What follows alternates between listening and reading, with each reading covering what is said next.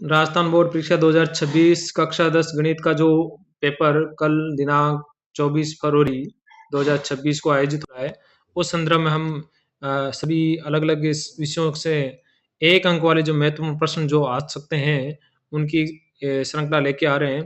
तो इस वीडियो में हम अध्याय संख्या 6 से 1 अंक वाले प्रश्न कैसे आएँगे, उसको हम लेके आ रहे हैं। तो मेरे साथ बने रहिए और 1 अंक वाला प्रश्न किस प्रकार के आते हैं।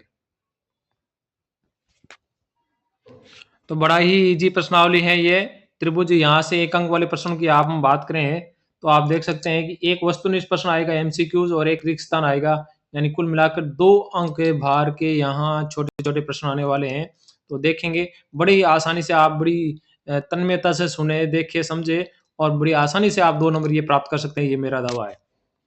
समरूप आकृतियां क्या होती है, हम इसकी परिभाषा को समझ लेते हैं कि आकार में एक जैसी दिखने वाली परंतु आमाप समान नहीं हो। यानी अगर हम बात करें एक वृत्त की बात करें तो वृत्त की त्रिज्या उसकी आमाप होती है।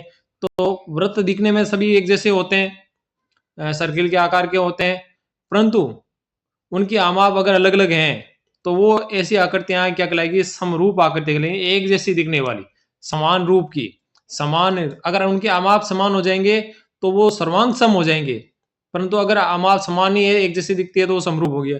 उदाहरण देखें तो सभी वर्ग जो वर्ग होते हैं, जैसे ये एक वर्ग है जिसकी चारों भुजाएं बराबर है, तो ये छोटे आकार का है, एक ये बड़े आकार का, देखें ये भी एक वर्ग है, तो दोनों दिखने में एक जैसे हैं, आमाप अलग अलग हैं।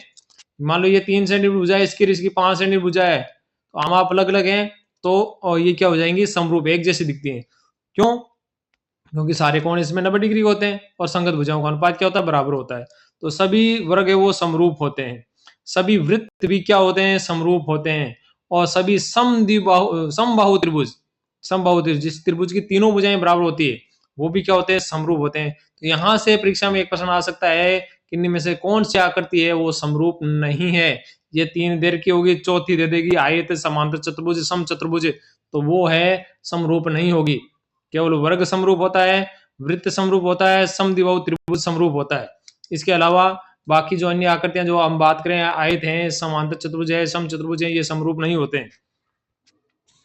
आगे हम बात करें समरूप बहुभुज क्या होता है। समरूप बहुभुज की बात करें, यहां से आप ये प्रश्न ये जो परिभाषा है, यहां से ही आपका प्रश्न बन सकता है। भुजाओं की समान संख्या वाला, कि अगर हम बात करें किसी बहुभुज की तो भुजाएं बराबर होनी चाहिए, यानी त्रिभुज की बात करें तो त्रिभुज की ही तुलना होगी, वर्ग की बात करें तो 4 भुजाओं वालों की तुलना होगी। ऐसा नहीं है कि त्रिभुज वाले की वर्ग से तुलना कर दे, 3 भुजा वाले की 4 भुजा वाले से। यानी भुजाओं की संख्या क्या होनी चाहिए, समान होने वाली।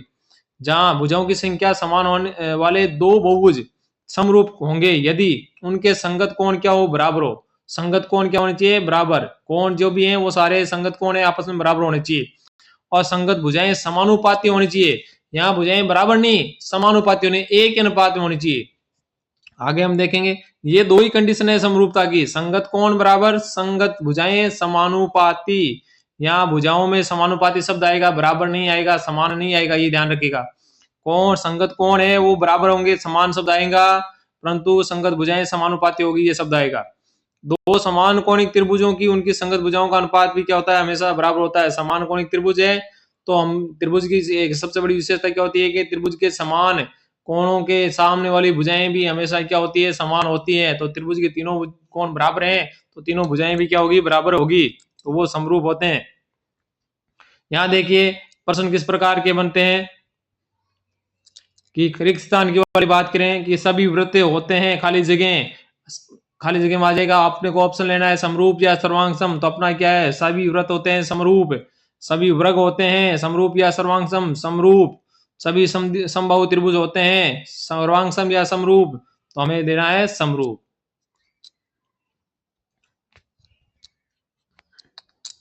आगे देखिए चौथा प्रश्न जो हमने अभी परिभाषा पढ़ी थी सेम वही है, किस भुजाओं की समान संख्या वाले 2 बहुभुज समरूप होंगे यदि संगत कोण खाली जगह हो और संगत भुजाएं खाली जगह हो। तो संगत कोण हमेशा क्या होंगे, बराबर, और संगत भुजाएं क्या होगी, समानुपाती होगी, ये होगा।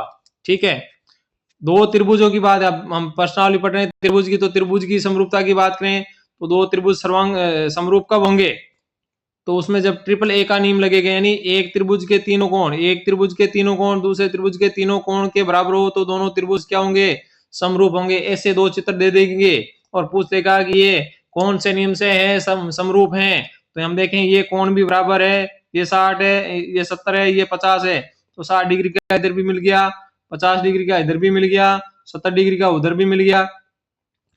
तीनों की लोकेशन अलग अलग है, परंतु है तो एक ही कोण, तो उसी त्रिभुज में है, तो उससे कोई फर्क नहीं पड़ेगा इधर इधर है या उधर है, ऊपर है या नीचे है, उससे कोई फर्क नहीं पड़ने वाला। कोण इसका इधर वाला कोण इसमें है, तो जाहिर सी बात है कि संगत कोण उसमें उपलब्ध हैं। तो तीनों कोण इस त्रिभुज के इस त्रिभुज में उपलब्ध हैं, इसे हम लोग ये ट्रिपल ए के नियम से ये समरूप हो गया। अपने को केवल इतना याद रखना है कि कौन से नियम से ये समरूप है। अगर दो कोण समरूप हैं, दो कोण समान है, यदि त्रिभुज के दो कोण बराबर हैं तो भी वो क्या होंगे आपस में समरूप। जैसे ये 70 डिग्री दिया, 60 डिग्री दे दिया, और इधर भी एक 70 डिग्री एक 60 डिग्री दे दिया, तो दो कोण समान है तो वो भी समरूप है, क्योंकि दो कोण समान होने पर तीसरा कोण तो अपने आप ही बराबर हो जाएगा। त्रिभुज के दो कोण बराबर है तो तीसरा कोण अपने आप ही बराबर होने वाला है। तो इस ये भी एक तरह का नियम है, परंतु ये केवल दिखाने का है, बाकी ये ट्रिपल ए नियम ही है। ये नियम भी क्या है, ट्रिपल ए है। क्यों यहाँ 70 डिग्री, ये 60 डिग्री, 130 हो गया, बाकी कितना बच गया 50 डिग्री। तो इसका भी हम निकालें 70 60 130, बाकी कितना बच गया 50 डिग्री। तो ये लो ट्रिपल ए नियम हो गया। यहाँ ट्रिपल एस नियम की बात करें, भुजाओं की बात आती है, तो भुजाएं समानुपाती होगी, बराबर नहीं होगी, ध्यान रखिएगा। तो ट्रिपल एस नियम में क्या, एक त्रिभुज की तीनों भुजाएं दूसरे त्रिभुज की तीनों भुजाओं के साथ एक ही अनुपात में हो, यानी समानुपाती हो, तो दोनों त्रिभुज क्या होंगे, समरूप होंगे। जैसे यहाँ 4 सेंटीमीटर एक भुजा दे रखी है, तो इधर 4 का समानुपात में देखो, इधर क्या दे रखी है, 8 दे रखा है, यानी 4 का डबल 8, और तो इधर 3 का है तो 3 का डबल कितना आना चाहिए, 6, ये रहा, और 5 का डबल कितना है, 10, यानी देखिए समरूपता है। ये 5 का इसके साथ हो गया, 3 का इसके साथ हो गया, 4 का 8 के साथ हो गया, ये होगी समरूपता, यानी आपस में क्या है, समानुपाती है।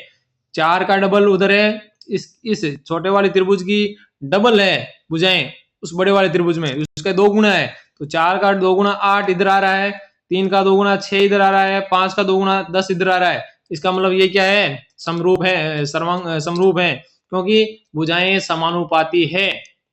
सारी तीनों भुजाओं का प्रत्येक संगत भुजा के साथ अनुपात क्या है, समान है, समानुपाती है, समान नहीं है, समानुपाती, अनुपात समान है। तो ये जरूरी नहीं है कि भुजा 4 सेंटीमीटर इधर है तो इधर ही 8 सेंटीमीटर है, कोई जरूरी नहीं, उधर भी आ सकती है। इस चीज का भी आप ध्यान रखिएगा, भुजाएं इसी त्रिभुज में होनी चाहिए, अगले त्रिभुज में होनी चाहिए, उसका अनुपात होना चाहिए, उसकी साइड चेंज हो सकती है। तो यहाँ हमने देखा कि हमने भुजाओं का जो अनुपात देखा कि ए बी कितना था, 4 सेंटीमीटर था। देखिए ए बी कितना था, 4, और उधर पी आर कितना है, 8, ये रहा पी आर। तो ए बी और पी आर का अनुपात क्या हो, 4/8 कितना हो गया, 1/2। उसी प्रकार ए सी है 3, ए सी कितना है 3, और ए सी का समानुपाती में कौन है, ये पी क्यू, ये भी कितनी है 6, 3/6 कितना होगा, 1/2। और बी सी ये 5 है, ये है 10, बी सी बटा क्यू आर 5/10 यानी 1/2। तो तीनों का अनुपात कितना आ रहा है, 1/2 आ रहा है। तो तीनों समानुपाती हैं, अतः त्रिभुज क्या होंगे, सर्वांगसम होंगे, समरूप होंगे, सर्वांगसम नहीं समरूप होंगे। दूसरा नियम देखिए, चौथा नियम वो क्या कह रहा है कि ट्रिपल एस नियम, दो भुजाएं समानुपाती हैं और उनके बीच का कोण क्या है, समान होना चाहिए, एंगल देर का वो समान होगा, भुजाएं समानुपाती होगी। दो त्रिभुजों की दो भुजाएं समानुपाती हो और उनके बीच का कोण समान हो तो दोनों समरूप होंगे। जैसे ये भुजा दे रखी है, ये वाला और ये वाला, इसके बीच में कोण 60 है, इधर भी कोण दे रखा है 60, तो कोण समान है, बीच का कोण है समान है। और साइड की भुजाएं देखिए, एक 3 है, दूसरा है 2, तो 3 का डबल देखो इधर 6, और इसका डबल कितना हो गया, 2 का डबल कितना हो गया 4, यानी 1/2 अनुपात में आ रही है भुजा ए सी। ये भुजा ए सी कितनी है, 3 है, और उसमें पी आर का अनुपात कितना है, 3/6 यानी 1/2।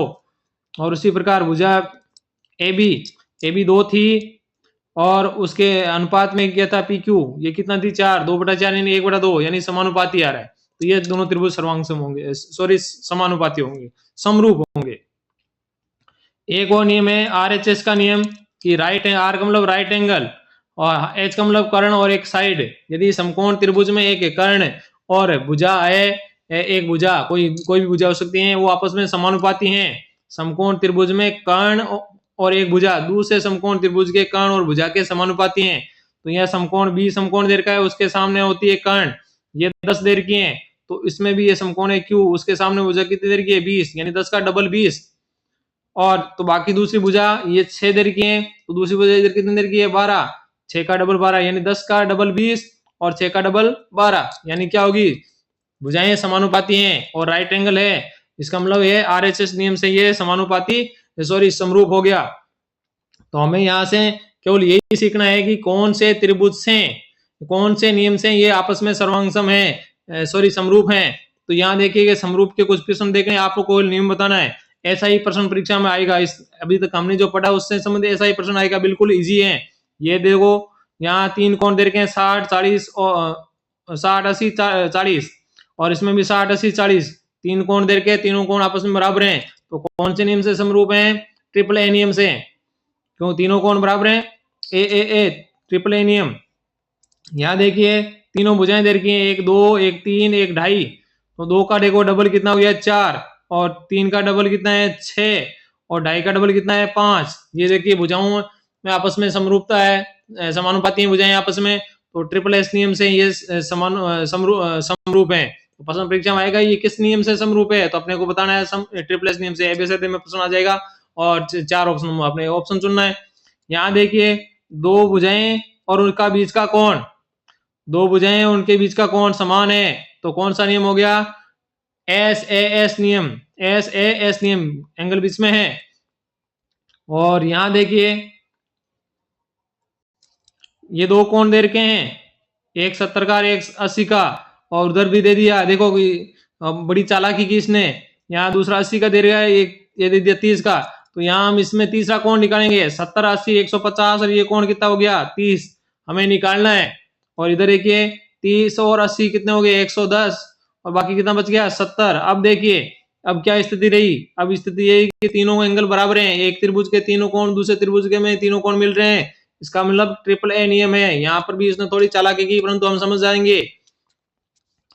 एक ही देखिए लास्ट वाला आरएचएस वाला नियम वाला, ये समकोण त्रिभुज दे रखा है, इसमें भी समकोण त्रिभुज है, समकोण त्रिभुज के सामने वाली भुजा कर्ण 5 है, इधर कितनी है 10, यानी 5 का डबल 10, तो बाकी जो भुजा है वो भी डबल होनी चाहिए। इसकी भुजा ये 3 दे रखी है, तो इसमें कितनी दे रखी है 6, तो 3 का डबल 6 आ रहा है। अब साइडें अलग अलग हैं, ये खड़ी थी इसमें खड़ी है, इसमें आड़ी है, उससे कोई फर्क नहीं पड़ने वाला। तो आपने को उस भुजा के डबल मिल रही है, तो इसका मतलब है समरूप होंगे, तो आरएचएस का नियम लगेगा। अब यहाँ देखिए एक बहुत ही इजी प्रश्न आने वाला है, जिसका आप बड़ी तल्लीनता से इसको देखे, एक प्रमेय है उसको आपको पढ़ना है। और वो प्रमेय क्या कह रही है, प्रमेय कह रहे यदि किसी त्रिभुज की एक भुजा के समांतर, इस एक भुजा मान लो ये भुजा एक है बीसी, इसके समांतर अन्य 2 भुजाओं को भिन्न भिन्न बिंदुओं पर प्रतिच्छेद करने वाली एक रेखा खींची जाए। इसके समांतर हमने एक ये भुजा और खींची, तो क्या करिए अन्य भुजाओं को 2 अलग अलग जगह पर क्या करिए काट रही है डी और ई पर, तो ये दोनों भुजाएं समान अनुपात में विभाजित होगी, यानी ये भुजाएं आपस में होगी ए से डी और डी से बी का अनुपात, और ए से ई और ई से सी का अनुपात क्या होगा बराबर होगा। अनुपात अगर दोनों भुजाएं ये बराबर हैं, कौन सी, ये बी सी और डी ई बराबर हैं, तो ये जो डी ई ये भुजा है ये बीच वाली, ये क्या करेगी बाकी दोनों भुजाओं को समान अनुपात में बांटेगी। कैसे कि एडी बटा बी डी, ये एडी इस भुजा के दोनों पार्ट्स का अनुपात और इस भुजा के दोनों पार्ट्स का अनुपात आपस में क्या होगा बराबर होगा। और यहीं से बहुत सारे प्रश्न बनते हैं। और यहाँ एक चीज और देखनी है, यहाँ जो संगत कोण है वो भी आपस में क्या होंगे बराबर, यानी ये जो बी पर जो कोण बना हुआ है सेम टू सेम कोण यहाँ पर भी बनेगा, ये दोनों आपस में कोण बराबर है। अगर ये 30 डिग्री दे रखा है तो ये भी 30 डिग्री होगा, इधर अगर मान लो ये 40 डिग्री दे रखा है तो इसके संगत कोण ये होगा, ये भी कितना हो जाएगा फिर 40 डिग्री होगा। इस चीज का भी आपको ध्यान रखना है। यहाँ देखिए एक प्रश्न बहुत ही इजी और आसान प्रश्न है, और परीक्षा में निश्चित रूप से आएगा, ये 1 नंबर का भी आ सकता है, और बड़ा प्रश्न में 2 नंबर का भी ये प्रश्न आ सकता है। इस चीज का भी आप ध्यान रखिए, यहाँ अगर पेपर इजी आया तो 2 नंबर का प्रॉफिट भी आपको मिल सकता है। देखिए ये भुजाएं दर की यहाँ ये कह रहा है कि ये BC और D आपस में क्या है, समानुपाती है। तो ये देखो AD और बटा BD, AD बटा BD बराबर AE बटा EC। तो हमें ये सूत्र लिखना है और इसमें इसकी वैल्यू रख देंगे। AD का मान 2, BD का मान है 3, बराबर ये है x और ये कितना है 6। तो लिख दिया। अब आपस में सरल करेंगे तो हमें x चाहिए तो 6 को उधर भेज दिया, तो 6 उधर जाकर गुणा में हो जाएगा, 2 बटा 3 गुणा 6, 3 से आपस में कट गया 2 बार और 2 दूनी 4, आंसर आ गया। तो इस प्रकार आंसर आ सकता है। एक और देखिए यहाँ पर है, ये एंगल पूछा हुआ इसी में, तो एंगल भी कैसे निकालेंगे कि रहेगा ए कौन एंगल ADE और एंगल ACB का मान ज्ञात कीजिए और एंगल DAEB यानी ए वाला ये कौन भी अपने को ज्ञात करना है। तो कैसे ज्ञात करेंगे, यहाँ देखो कौन E दे रखा है, ये E दे रखा है, तो E और ये कौन आपस में क्या है, C वाला संगत है, तो ये 70 डिग्री है, तो ये भी कितना होगा 70 डिग्री होगा। इसी प्रकार ये कोण B 60 डिग्री है, तो कोण D भी कितना हो जाएगा 60 डिग्री होगा। तो ये आपस में आ गया। और अब ये 60 डिग्री है, ये इधर 70 डिग्री है, तो A कितना हो जाएगा, तो A इस त्रिभुज के तीनों कोणों योग कितना हो जाएगा 180 डिग्री। तो 180 में से ये दोनों घटा लेंगे 70 और 60 यानी 130 घटा लेंगे, बच गया 50 डिग्री। एक छोटा सा प्रश्न अंतिम जो इस प्रकार है वो भी आप देखिए, बहुत ही इजी है। यहाँ दे रखा है कि DE समांतर है BC, ये कि DE और BC आपस में क्या है समांतर हैं, तो EC का मान ज्ञात कीजिए, यानी ये जो वैल्यू है ये ज्ञात करनी है।